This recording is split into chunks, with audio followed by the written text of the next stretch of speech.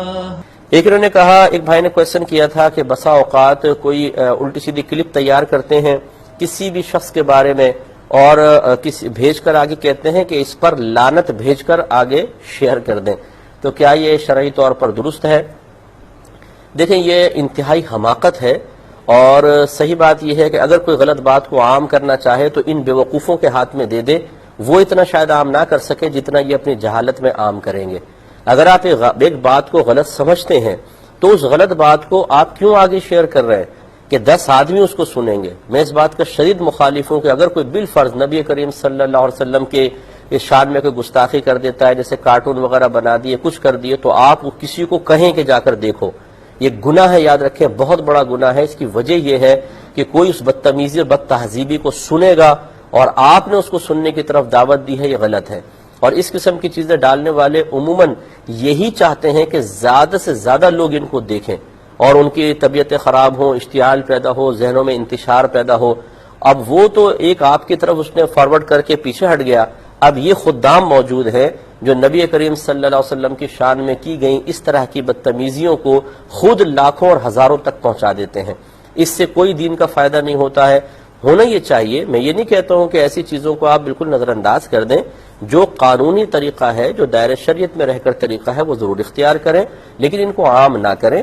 میں اکثر سمجھاتا ہوں، اگر خدا نہ خواستہ کوئی آپ کے والد صاحب کو گالی بکرا ہو، اس کی ویڈیو بنا لی گئی، اس نے آپ کے والد صاحب کے کچھ ایسے مناظر کلپ کہیں سے لے لیے ہیں جو مناسب نہیں ہے کہ کوئی اور دیکھے، اور اب آپ کو وہ کلپ مل جائے، تو کیا آپ اس کو 100 کو، 200 کو، 1000 کو اس لیے فارورڈ کریں گے کہ دیکھو میرے والد صاحب کی یہ کلپ فلاں نے بنا کے بھیجی ہے، ذرا دیکھو اور اس کے اوپر لعنت بھیجو، یا دیکھو اور اس کو برا بھلا کہو، اسی گرفت کرو؟ کبھی بھی نہیں۔ آپ اس کو چھپائیں گے کہ یار میرے والد صاحب کی چیز کوئی اور نہ دیکھے، کوئی میرے والد صاحب کو گالیاں بکرائے، یہ کوئی اور نہ ملاحظہ کرے۔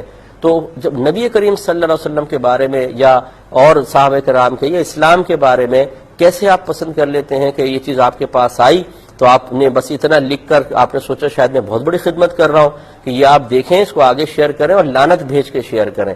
ارے بھائی، تو اس سے فائدہ کیا ہوگا؟ تو ہمارا یہ مشورہ ہے، بہرحال عموماً ہمارے بھائی بہت زیادہ ذہین ہو چکے ہیں، ہم جیسے علماء اگر کوئی مشورہ دیتے ہیں تو ان کی ذہانت ہماری ذہانت سے بہت اوپر ہوتی ہے۔ ہم دائرہ شریعت میں قرآن و حدیث کی آیات اور حدیثوں، ان سب چیزوں کو، مفہوم کو مد نظر رکھ کر کوئی مشورہ دے رہے ہوتے ہیں۔ یہ اتنے سمجھدار ہوتے ہیں کہ نہ ان کے پاس قرآنی دلیل ہوتی ہے نہ حدیثی، اور دلیل بھی دیتے ہیں تو بوگس ترین، لیکن یہ ہم جیسے لوگوں کو کہتے ہیں کہ یہ غلط کہہ رہے ہیں، ہم صحیح کہہ رہے ہیں۔ ان میں دین کا جذبہ کم ہے، ہم میں زیادہ ہے۔ ان میں خوف خدا کم ہے، یہ بہت زیادہ میدان معاشر کا خوف رکھتے ہیں، تو نصیحت قبول نہیں کرتے اور یہ سلسلہ جاری و ساری رہتا ہے۔ میں یقین سے کہتا ہوں میدان معاشر میں آپ کا سر شرمندگی سے جھکا ہوگا جب ان بدتمیزیوں کو آگے کرنے کی وجہ سے جب آپ سرکار کی بارگاہ میں پہنچیں گے، اگر سرکار نے یہ آپ سے سوال کر لیا کہ تمہیں تو چاہیے تھا کہ اس چیز کو فوراً ختم کر دیتے، لیکن تم نے ہزاروں کے سامنے میری اس چیز کو پہنچایا، جو میری بدتمیزیاں میرے ساتھ کی گئی، تم نے اس کو کیوں پہنچایا؟ کیا جواب دیں گے آپ؟ اب آپ یہ کہیں گے جی اس لیے تاکہ یہ ختم ہو جائے۔ پہنچانے سے کبھی ختم ہوا ہے؟ آپ بتائیے۔ تو اس لیے ذرا تھوڑا سا اس میں توجہ فرمائیے۔ آپ جتنا چیز کو زیادہ آگے بھیجیں گے اتنا ہی وہ عام ہوگی اور اتنا ہی زیادہ کسی اور کو فائدہ پہنچتا ہے، ایسا ہرگز نہیں کرنا چاہیے۔